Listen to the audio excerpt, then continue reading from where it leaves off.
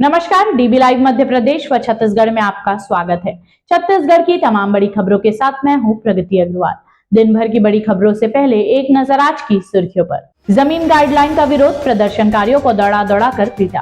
स्वास्थ्य मंत्री बोले, नाचने गाने पर किसी की पाबंदी नहीं। नागरनार में स्टील प्लांट के विनिवेश का विरोध। अब देखते हैं खबरें विस्तार से। दुर्ग जिले में जमीन की गाइडलाइन दरों में भारी बढ़ोतरी के खिलाफ रियल एस्टेट कारोबारियों और जमीन व्यापारियों ने जोरदार प्रदर्शन किया। 7वें दिन उन्होंने पटेल चौराहा पर बिना अनुमति के चक्का जाम करने की कोशिश की।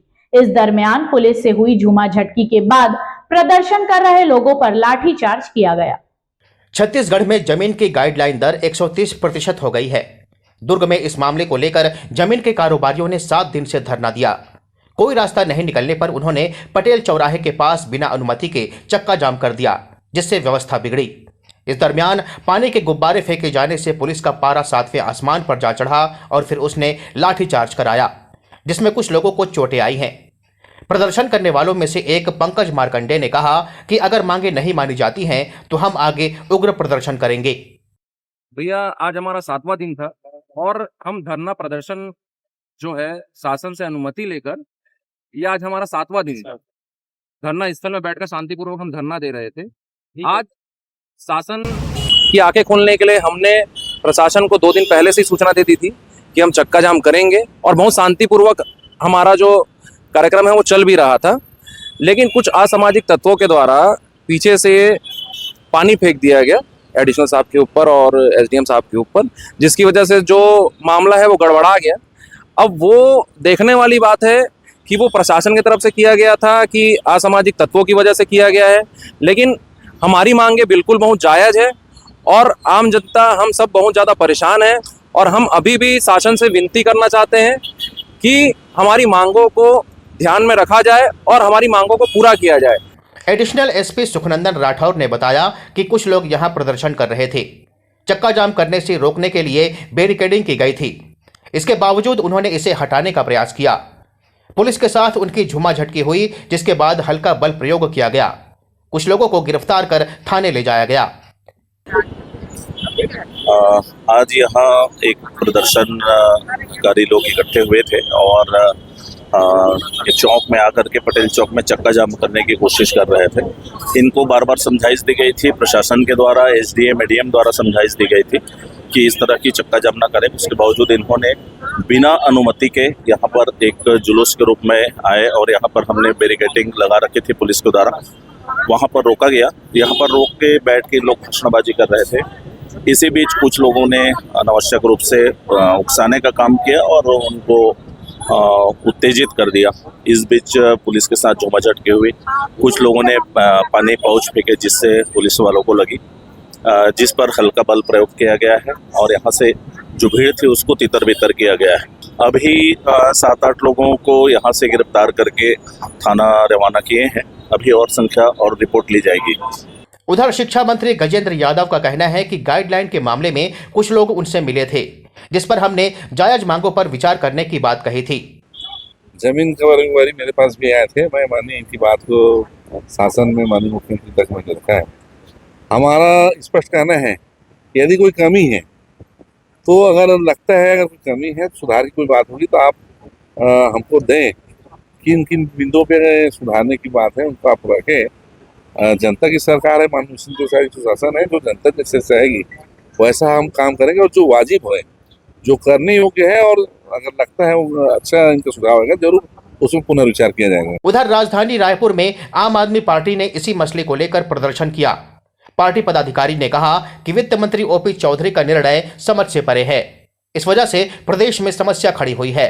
अभी हम लोगों ने जो ओपी चौधरी जी के सरकार ने गलत नियम कानून लाया है कि कोई भी गरीब आदमी है 2200 वर्ग फुट से नीचे की जमीन रजिस्ट्री नहीं करा पाएगा। आप रायपुर में एक सर्वे करा लो, 80% लोग 1000 foot, 1200 foot, 1500 foot, 1800 foot, 2000 foot के मकान में रहते हैं। इसका मतलब अब गरीब लोग जमीन नहीं खरीद पाएंगे, मकान नहीं बना पाएंगे। छोटा कर्मचारी, छोटा व्यापारी, मजदूर, दैनिक वेतनभोगी, इन लोग कहाँ जाएंगे? एक तरफ प्रधानमंत्री जी बोलते हैं जुलाई 2022 तक हर सर के ऊपर छत, वो पीएम आवास योजना तो आप कंप्लीट नहीं कर पाए। 2 साल आपकी स्वयं की सरकार हो पाई, कोई योजना धरातल पे नहीं है। अब कोई किसान अगर अपने बच्चे की शादी के लिए या कोई बीमार पड़ गया, कोई अनहोनी हो गई, अपनी ज़मीन बेचना चाहता है तो अब अपनी ज़मीन नहीं बेच पाएगा। उसके पीछे तर्क ये है कि 1 एकड़ में 35 डिसमिल ज़मीन अब वर्क फुट रजिस्ट्री होगी। गाँव में ज़मीनों का दर आज भी कम है। सरकार जो है जानबूझ के ऐसा नियम लाई है ताकि लोकल लोग, छत्तीसगढ़ के लोग, कर्मचारी, व्यापारी और मजदूर, कम पैसे कमाने वाले लोग अब जमीन नहीं खरीद पाएंगे। इस नियम कानून के तहत अब सरकार पूंजीपतियों को छत्तीसगढ़ को बेचने का काम करेगी। पूरा बस्तर इनके नज़र में है। पूरा बस्तर जब बिकेगा तो अदानी और अंबानी खरीदेंगे, छत्तीसगढ़ की एक जमीन बाहरी लोग खरीदेंगे और छत्तीसगढ़िया यहाँ कटोरा पकड़ के फिर हाल में ही बिहार विधानसभा चुनाव में भाजपा समर्थित एनडीए को बम्पर जीत मिली। छत्तीसगढ़ के नेताओं ने चुनाव में बड़ी भूमिका निभाई तो जश्न बनता ही था। ऐसे में मंत्रियों के झूमने नाचने पर एक ब्लॉगर ने निशाना साधा। स्वास्थ्य मंत्री श्याम बिहारी जायसवाल ने बेबाक अंदाज में इसका जवाब दिया। ये है वो वीडियो जिसमें स्वास्थ्य मंत्री और भाजपा के अन्य पदाधिकारी व कार्यकर्ता बिहार चुनाव में भाजपा की जीत पर उत्सव मना रहे हैं। इसके साथ पुराने फिल्म सोशल मीडिया पर एक ब्लॉगर ने इसे लेकर कहा कि भाजपा नेताओं के पास अब नाचना गाना ही रह गया है।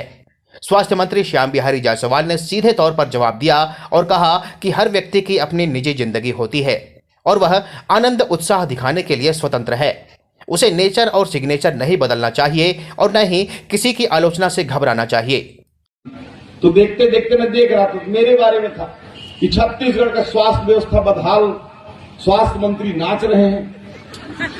अरे तो भाई मानव स्वभाव है, मंत्री रहें चाहे कुछ भी रहें, आदमी अपना स्वभाव, नेचर और सिग्नेचर नहीं बदलना चाहिए। चाहे कोई कितनों भी लिखे, मैं जहां खुशी होगा नाचूंगा और जहां उत्साह होगा वहां पे गाऊंगा, क्योंकि ये मेरा पर्सनल लाइफ है। किसी ब्लॉगर के कहने से मैं नाचना नहीं बंद करूंगा, गाना नहीं बंद करूंगा और जब अच्छा लगेगा वैसा करूंगा। ये आप लोग के मीडिया के साथियों को मैं बताना चाहता हूं।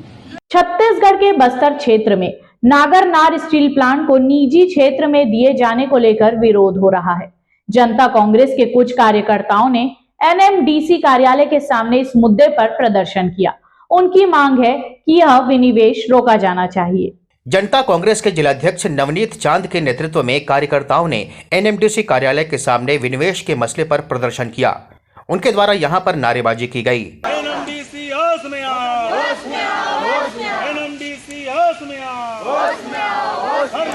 वे अपने हाथों में पोस्टर रखे हुए थे।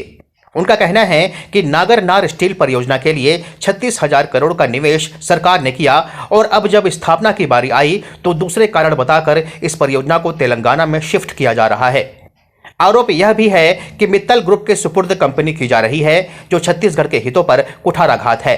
एनएमडीसी को हिसाब देना होगा, एनएमडीसी को हिसाब देना होगा, एनएमडीसी की मनमानी। भारत और साउथ अफ्रीका के बीच 3 दिसंबर को रायपुर के Shaheed Veer Narayan Singh international cricket stadium में वनडे मैच खेला जाएगा। दोनों टीमें सोमवार को रांची से एक ही चार्टर्ड फ्लाइट से रायपुर पहुंची। एयरपोर्ट पर रोहित शर्मा, विराट कोहली को देखने भीड़ उमड़ पड़ी। रायपुर के इंटरनेशनल क्रिकेट स्टेडियम में भारत और दक्षिण अफ्रीका की टीमों के बीच 3 दिसंबर को एक दिवसीय मैच खेला जाएगा। बड़ी संख्या में दर्शकों के उमड़ने की संभावना को देखते हुए स्टेडियम से लेकर आसपास के इलाके में सुरक्षा व्यवस्था सख्त की गई है। बिलासपुर, नागपुर और उड़ीसा की तरफ से आने वाले लोगों के लिए आसपास में पार्किंग की व्यवस्था की गई है, जहां से उन्हें स्टेडियम तक पैदल आना होगा। इधर भारतीय टीम के रायपुर पहुंचने पर प्रशंसकों ने उनका स्वागत सत्कार किया। इस दौरान गजब के नजारे देखने को मिले। इस बुलेटिन में फिलहाल इतना ही। बने रहिए डीबी लाइव मध्य प्रदेश व छत्तीसगढ़ के साथ। नमस्कार।